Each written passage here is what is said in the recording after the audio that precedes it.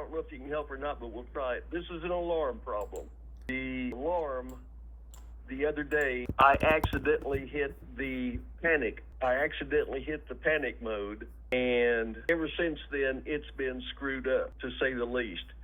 And according to the book and so forth, when you try to disarm it and arm it and so forth, it won't work that way. Now it's got where it shut the car off completely, and the battery is fully charged. It's 13 volts.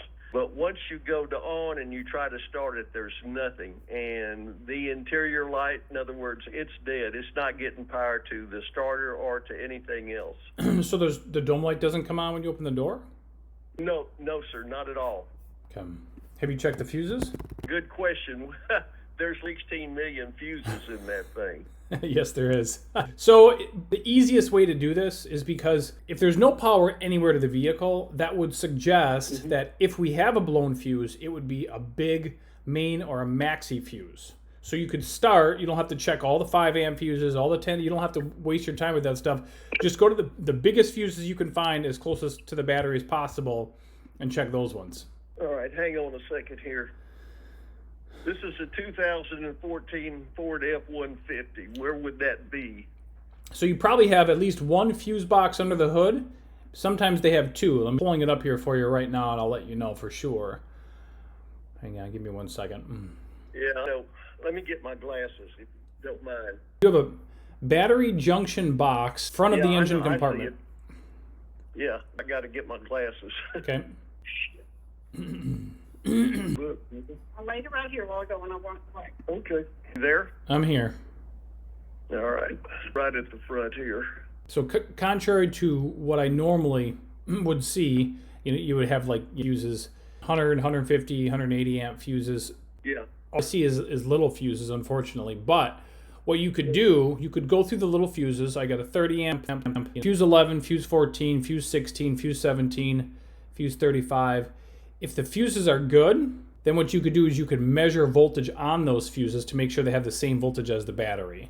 Because this will help us determine if we have a bad connection between the battery and the fuse box under the hood. Right. What do you need? I need to get up here, but I can't.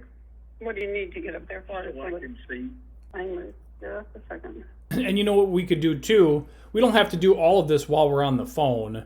I can have a good quality conversation about what's going on. I can give you your next steps. You can run these tests, and then you can reply back in the chat with the results. We can either continue in the chat, or I could always call you back, right? There's like a one and done thing. I'm happy to help through this process. Why don't you give me about 10 minutes and let me look through all the fuses here?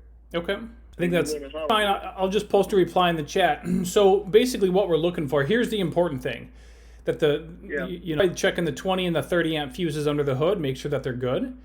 And then if they are good, again, make sure there's battery voltage on those fuses. If there is battery voltage on those fuses, then what we're going to do is we're going to go to the inside of the vehicle. You have a body control module on the right kick panel. And we're going to do the same thing with those fuses, and we're going to make sure that they have voltage on those fuses. All right. So 2 things I just want to mention real quick. Don't forget to check, make sure the cables and connections at the battery are clean and tight. The connections going into the fuse box are clean and tight, and make sure that when the ignition is turned on, even though there's nothing powering up, make sure the battery maintains around 12 to 13 volts. Make sure it doesn't drop down to like volts, 5 volts, 6 volts. That would indicate we got a bad battery. Yeah. All right? Thanks. You bet. You're welcome. I'll talk with you soon. Okay.